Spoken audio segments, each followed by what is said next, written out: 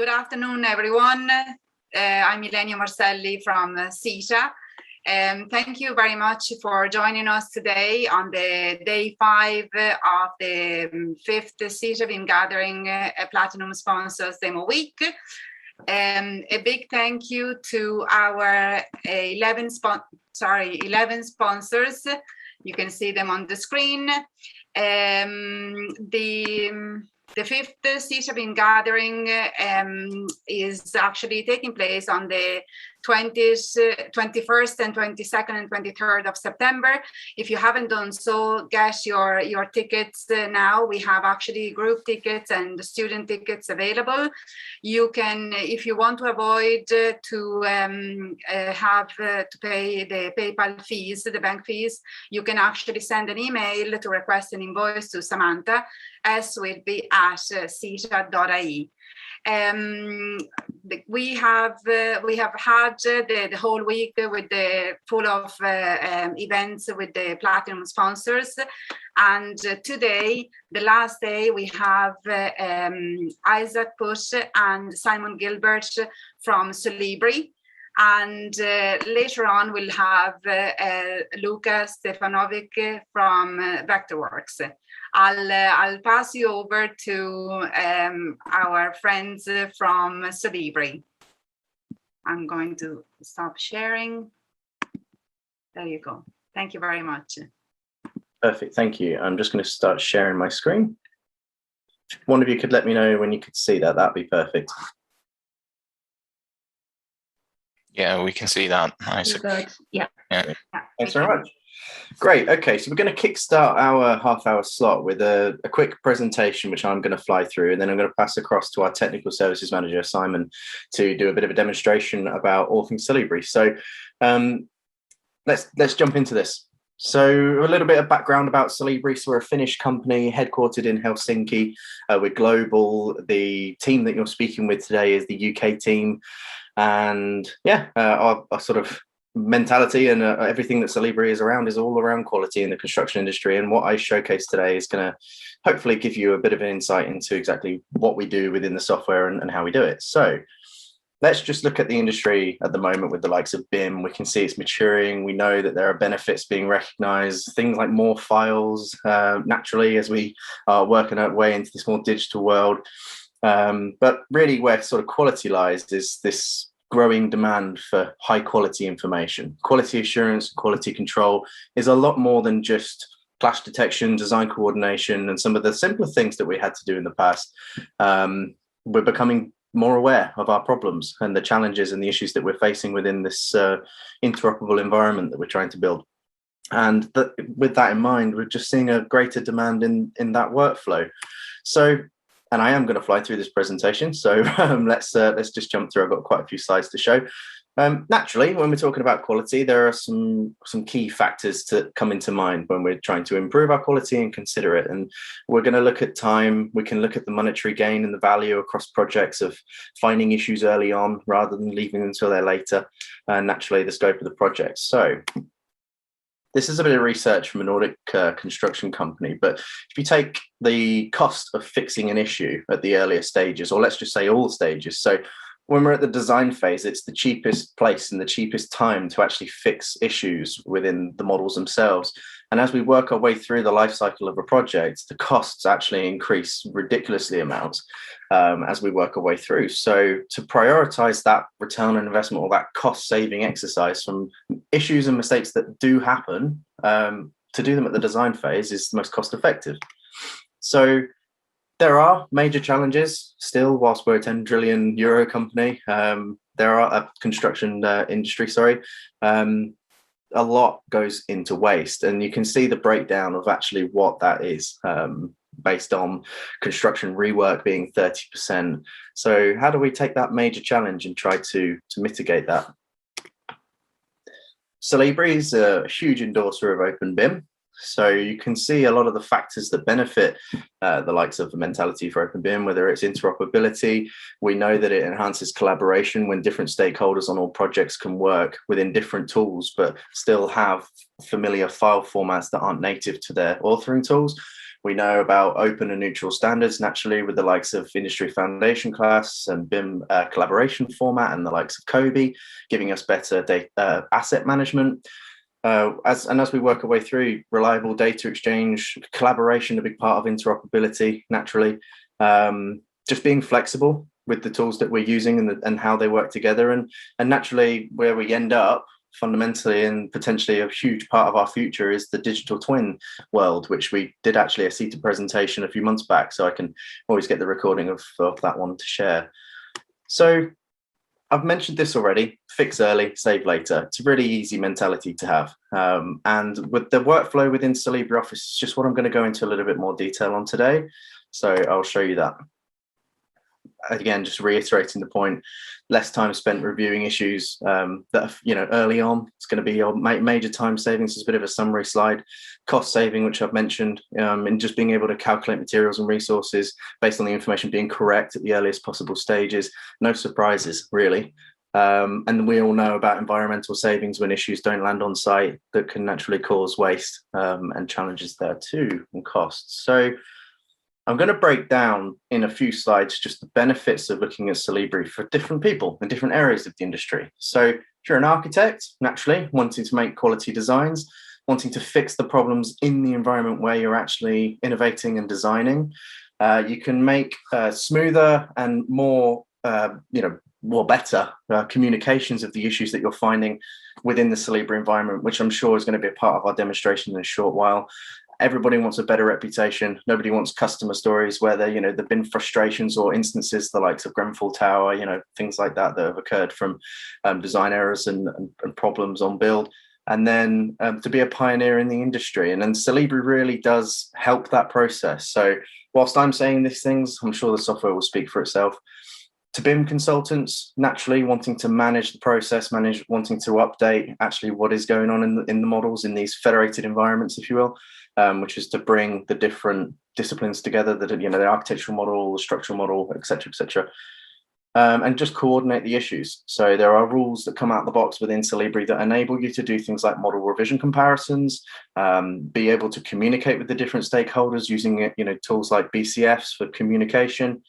As we get to sort of design engineers, naturally you want to be able to visualize your work. You want to reduce that back and forth with the communication between you and the people that need to fix the issues at the earlier stages. So there are major benefits to all different areas of people that we're using Solibri. So especially contractors, wanting to win the bigger projects, saying we've got the Solibri stamp, we endorse quality assurance at this level. Being able to prove and have use cases with us specifically where you can say you've successfully handed over projects that have been quality assured at that Solibri standard. So how does it work? So let's get into a little bit. So I am actually just going to gloss over this video just given the time that we've got here, but I'll showcase just how that looks, and we can always share the video back as well, and that might be something we can post. So I mentioned about being open BIM company. So IFC is the file formats that we use. We're taking in not just a single, you can take multiple IFCs in, i.e. the process of federation. And within the Solibri Office environment, we can visualize these models, we can navigate our way through them. We can use tools like classifications to be able to identify and categorize components that we have within our models. We can, as it says there, to coordinate them, to merge them together. But the core benefit and the value that you'll get out of the box within Solibri is the checking functionality. So understanding what the requirements are that you need to deliver against your BIM execution plans, the nature of the checks that you want to do within Solibri, whether that's egress analysis, fire stopping, might be that you want to validate your data for COBie, it could be general data validation, clash detection. All of these rules are available from our software.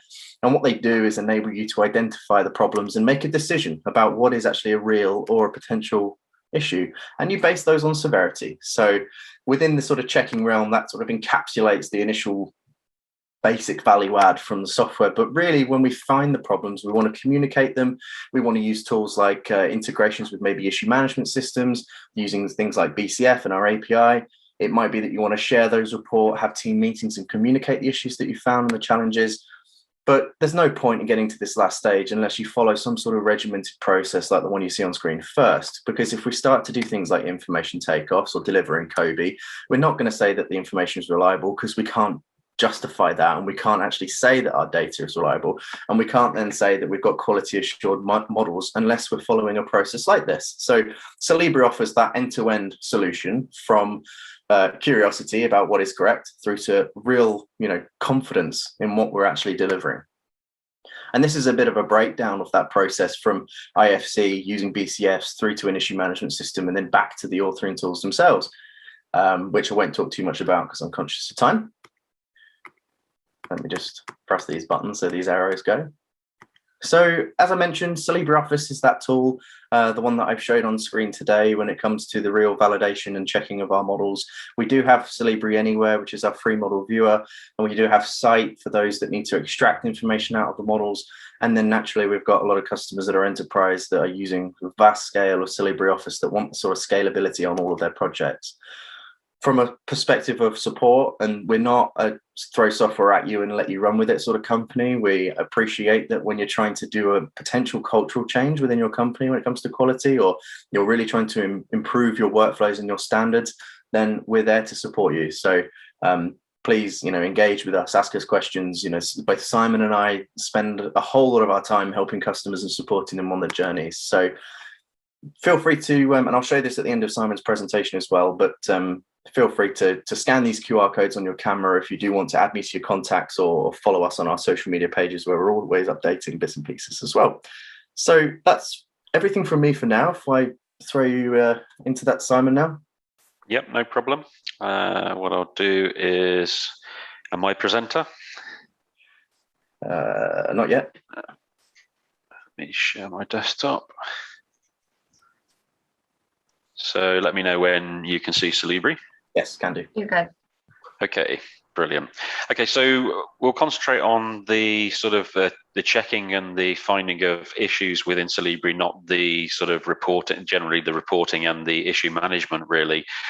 This is about sort of identifying the problems within the models, really, within Solibri. So as we're looking at Solibri on screen, we have a kind of visualization sort of functionality, being able to cut sections through the model, visualize potential problems before we actually run the rules. So for instance, if we pull this up, we can see that we've got clashes between, the suspended ceilings and the M&E components within this model itself.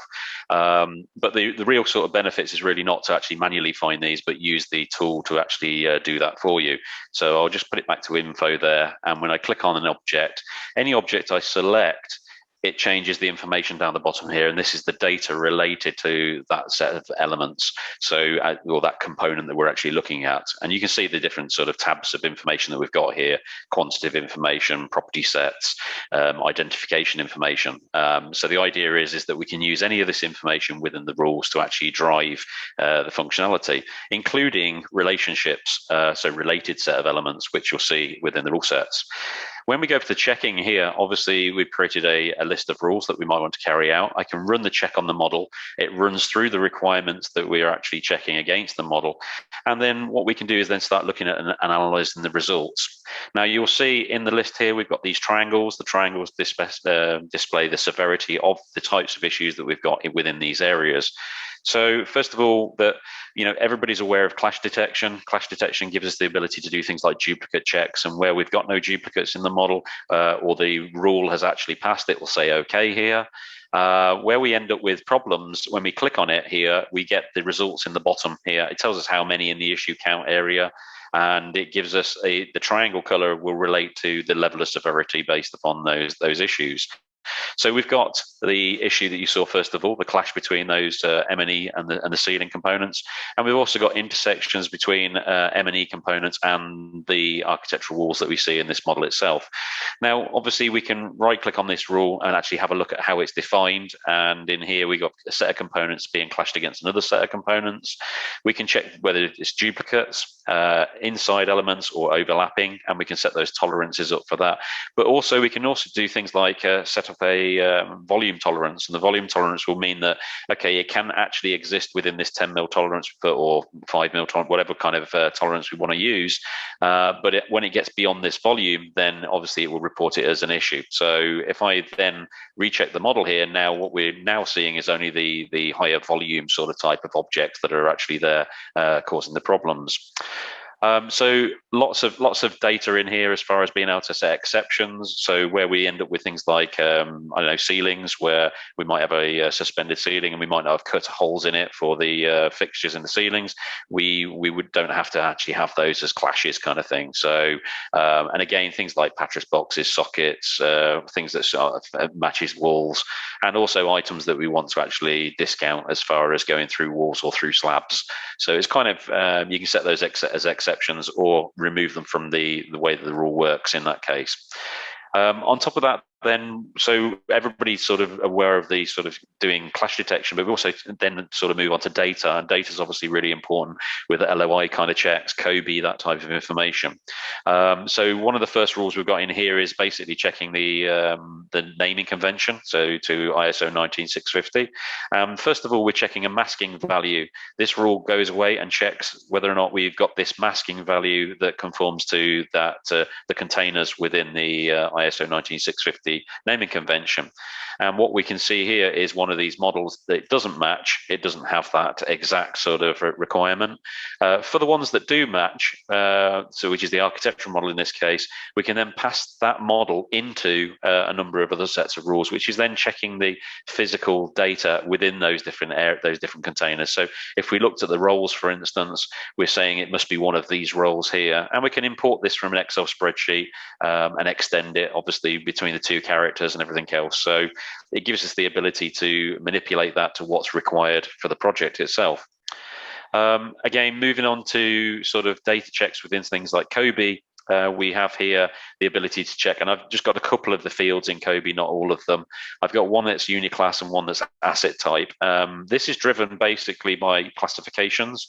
We have a classification here, which is a way of sorting elements into baskets, and we're using this COBE assets one here to stipulate which of the elements in our model are going to make COBE or require COBE data against them. So we can have the whole model, and then we can then drive the requirements against this set of elements. That can be delivered by IFC, or it can be delivered by other mechanisms. So IFC entities, or it can be by whether or not the item has been checked in the authoring modeling system as being included or not. Then from that, we've got asset type, and we've got the category. Now the asset type is then categorizing the sets of elements into getting data from this location, which is the default for COBE assets for the asset type. And this is where, if you're using Revit, for instance, it would keep that standard sort of data location. You can obviously map the Revit location to this location here, which the vast majority of authoring systems would push that data out to. Now, we've got fixed and movable, which are the two values that are acceptable. And in our rules, we've got a rule that backs that up. So this is our rule here, which we're saying is fixed or movable. And these are the types that are failing to actually have those fixed and movable values on them. And we can see that they would be, these are the ones that have the values. The M&E models have put them in diligently, and the architects have obviously missed them off on their sets of data. Where we look at enumerated lists that are greater than things like fixed or movable, so more than one or two values, and it's especially in this case here where we're looking at uniclass tables, the classification gives us a good way to evaluate the values in those fields. So this would be our location for picking up from ArchiCAD, and this would be a location or from Vectorworks in our case here, and then this would be a location for picking it up from, say, Revit. The idea is you can change the localities of these columns or add more columns. And what it's doing is it's making sure that that the classified values are one of these enumerated lists. So these are updated on a regular basis. This is an older file. It's using an older version of it. We've just updated it to the latest versions. Now, this list goes from the most granular to the least granular, and it means that when it does find these elements, they are obviously then classified with those values. The unclassified elements, all individual basically, are the components that don't have any of those PR values. The rule backs that up in the background and only shows us now. So if I right click on the rule and show you how it's done, it's getting the data from COBE assets, and we're saying go and check that uniclass classification and make sure it's defined, and then list the values by type. So we end up with three issues rather than the ones that we've currently got. So we can create slides for these issues. We can specify who's required to fill this data out. You can do this automatically using auto run. which is available free within Solibri, so you don't have to create them manually like that. Once you've created slides, you can then make a presentation from that, and the presentation creates the slides. We can then either manually report these to Excel spreadsheet or push them out to BCF files to be fixed in the authoring system, or by using a connection, which you'll see later on, Luca. And then finally, you could actually pass them through to an issue management system using the BCF Live connector. Unfortunately, we've not got time to go through that just today. But if you go back to the checking, so that's sort of data requirements, then we get into the more geometric sort of kind of checks. And one of these items are to check free area in front of elements. Now, particularly useful in front of doors and windows, but can be used in front of things like electrical cabinets, that type of thing. Now, what this does is it creates a volume in front of and behind, in this case for windows and doors, or in front of for other elements.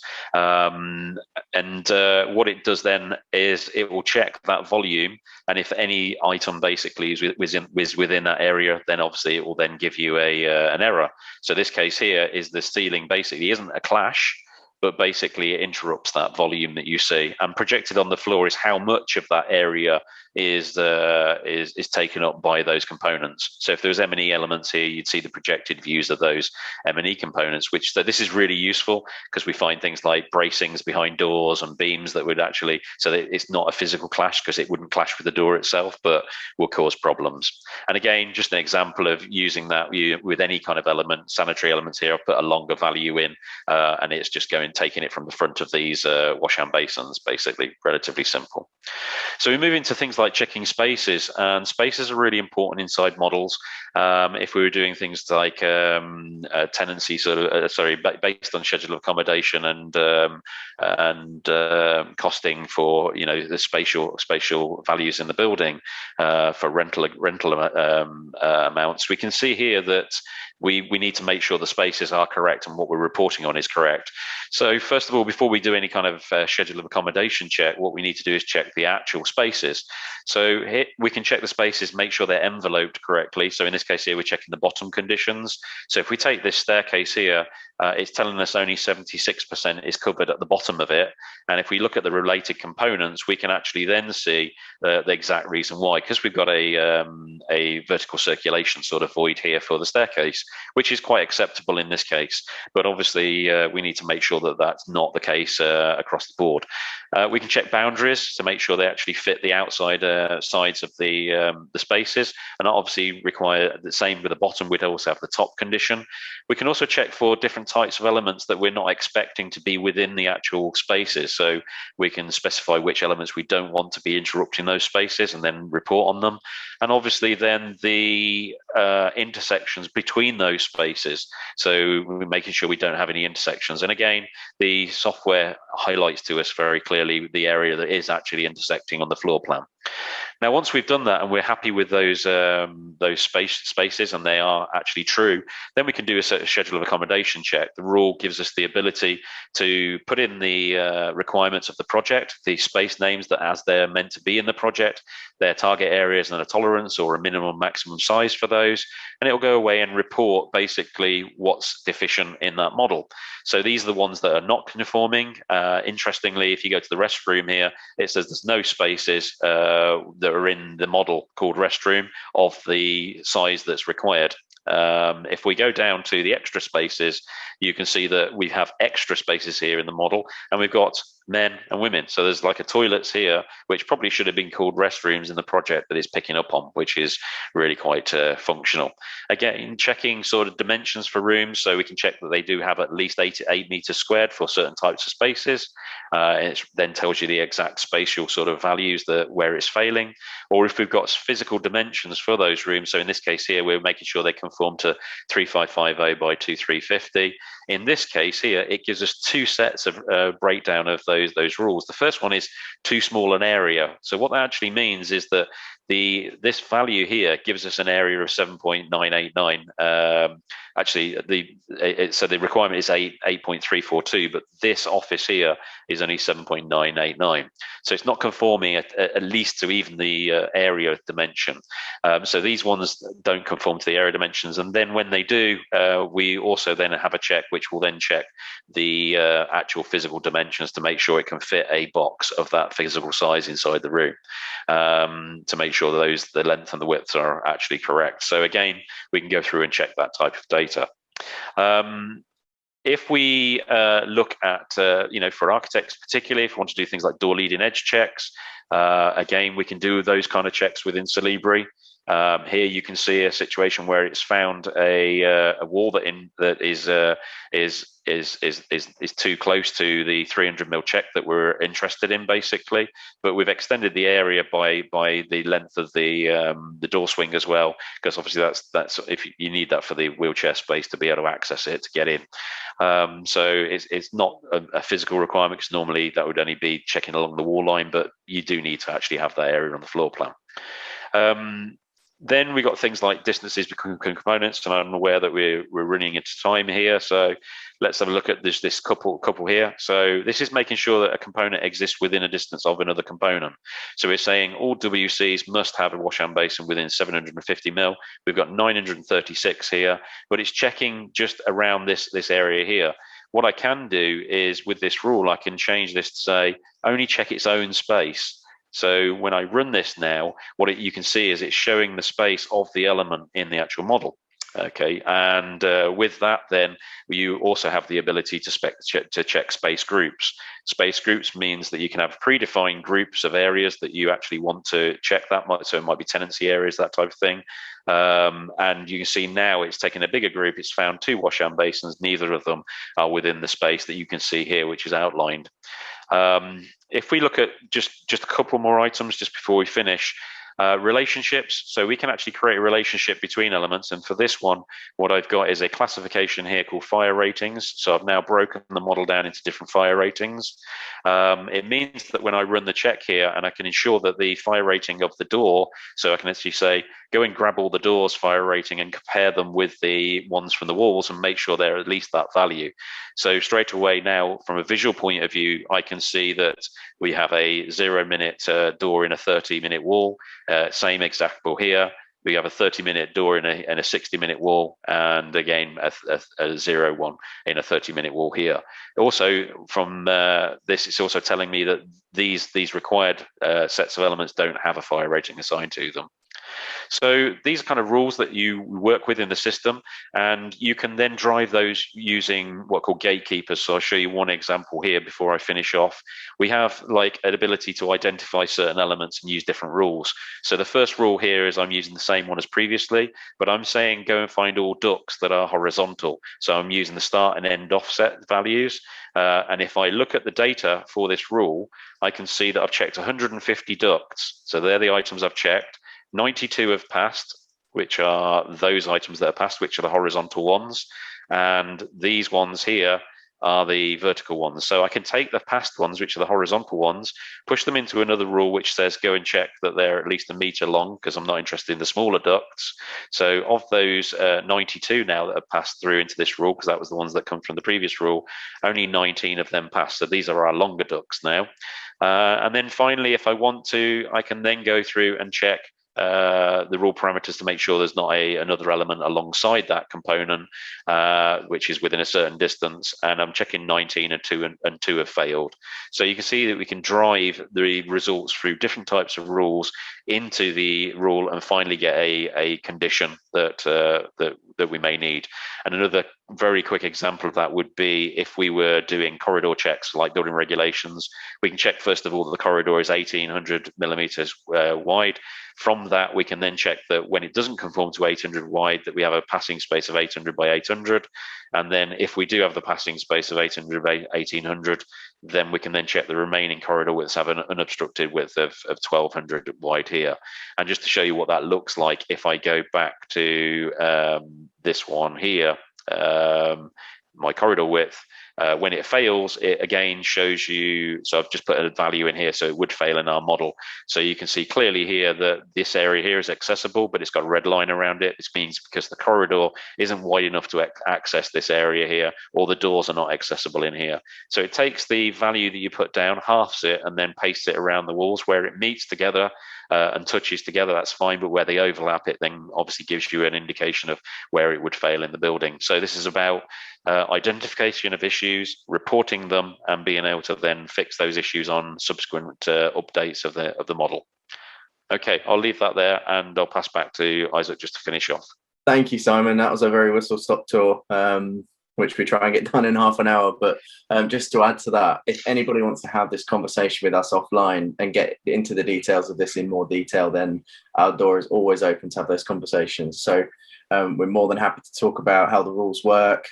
We've actually released a new series of videos on YouTube, which is all about the creation of rules, the management of rules, and we're taking specific examples and really guiding them through. If you want to see those, then you can click on this QR code in the very bottom right hand corner, and they're all on YouTube for you. So feel free to watch that series. But apart from that, that's everything from us. And if you wanted to follow us on social media, as I said before, download a free trial of Solibri Office, play with it yourself, or add my contact details and give me a call, feel free to do so. That's great. Thank you very much, guys. Just like an amazing presentation. It seems quite, straightforward, even though like complex software to use anyway, just maybe like a quick question. So like basically during the week we had someone asking about if I were to get your software, is that available worldwide, or like where can I, where is it that I can purchase, or is there like maybe a few countries that Sure. is not available? Yeah, absolutely. So just to answer that, if you make contact with us in the UK, then obviously you're more than welcome to purchase through ourselves. If you're locally based in another country, then it might be that we have local representation there that can support you in your native language or just with your native sort of standards and industry requirements.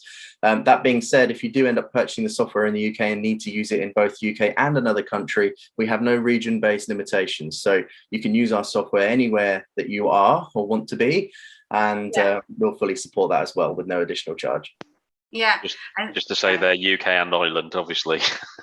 Yeah, sorry. Of course. And sorry, just another one, if you don't mind. So like basically like another thing that came up during the week was that like, can I use your software integrated with other software? And if yes, which ones? Sure. Do you want to tackle that one, Simon? Yeah, certainly. The software itself, it uses obviously the open standard of IFC to be able to import data from many different models, basically, and pretty much anything that supports IFC. So from that point of view, we are open BIM. There are a couple of projects that we've worked on with different vendors. So one which you will see a little bit from Luca from Vectorworks, as in the integration with Vectorworks dynamically with Solibri, and also we do that with ArchiCAD as well from Graphisoft. As far as the other connections, they're really related to the issue management systems, so the likes of BIMTrap, BIMCollab, BIMSync, those types of things, where we're concentrated on the issue management side and resolving those issues, so that people can log into those systems and not really have to use Solibri at all, but to be able to actually see the results from Solibri. So that's pretty much where we're going with those connections. That's fantastic. And I was just reading that you can actually use your software even offline, is it? So you don't really need even an internet connection. Yes, we have the ability to, first of all, you can borrow licenses, and two, we have for very, very for users that can't actually access the internet or can't have the internet on their machines, we provide what's called an offline license, so that actually it's just based on their machine. Just to also reiterate that the product is both Mac and PC based, which is the same obviously for Vectorworks and also for ArchiCAD. Well, that's a great help anyway, for someone that maybe is off-site anyway, or on-site, That's fantastic, guys. Thank you so much. Yeah, And thank you. we'll leave it at this.